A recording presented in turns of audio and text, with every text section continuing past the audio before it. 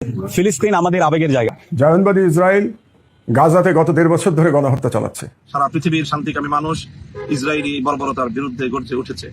বাংলাদেশ থেকে আমরা দলমত নির্বিশেষে সকলে একযোগে ইসরায়েলের এই বর্বরতার বিরুদ্ধে গাজাবাসীর এবং ফিলিস্তিনের মুক্তির লক্ষ্যে আমরা এই জেনোসাইডের বিপক্ষে আগামী 12 এপ্রিল শনিবার প্যালেস্টাইন সলিডারিটি মুভমেন্টের আহ্বানে দল মত নির্বিশেষে বাংলাদেশে এক ঐতিহাসিক শীর্ষস্থানীয় ওলামায়ে কেরাম, বরেণ্য চিন্তাবিদগণ, গবেষকগণ অংশগ্রহণ করবেন। পুরো বাংলাদেশের সব জনতা মিলে আমরা ওই দিন ইনশাল্লাহ সবাই এই একজন মুসলমান এবং একজন মানুষ হিসেবে এই গণহত্যা দেখে যাওয়া কোনোভাবে কিছুই করার নেই। হ্যাঁ, আমাদের যতটুকু করার আছে আমরা তাই করব ইনশাআল্লাহ তাআলা। আমি নিজে সশরীরে এই বিক্ষোভ সমাবেশে উপস্থিত থাকবো এবং আপনারাও দলে দলে যোগদান করুন।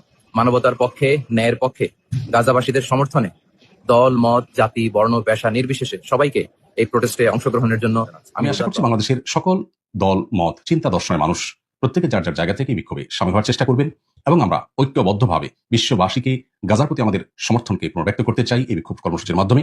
এবং সেই সাথে গাজা তথা ফিলিস্তিনে চলে আসা দীর্ঘদিন ধরে মানব ইতিহাসের বর্বরচিত গণহত্যা এবং ধ্বংসযজ্ঞের বিরুদ্ধে আমরা প্রত্যেকে যার যার জায়গা থেকে আজ করুণ পরিস্থিতির শিকার, করুণ পরিণতির শিকার। এই ইসরায়েলি বর্বরতার প্রতিবাদে এই মার্চ ফর গাজাতে 12 এপ্রিল শনিবারে আমরা অংশগ্রহণ করছি। আমরা সবাই মিলে সর্বস্তরের মানুষ এই বিক্ষোভ মিছিলে অংশগ্রহণ করি এবং ফিলিস্তিনবাসীর প্রতি আমাদের পূর্ণ সমর্থন পুরো বিশ্বকে জানাই।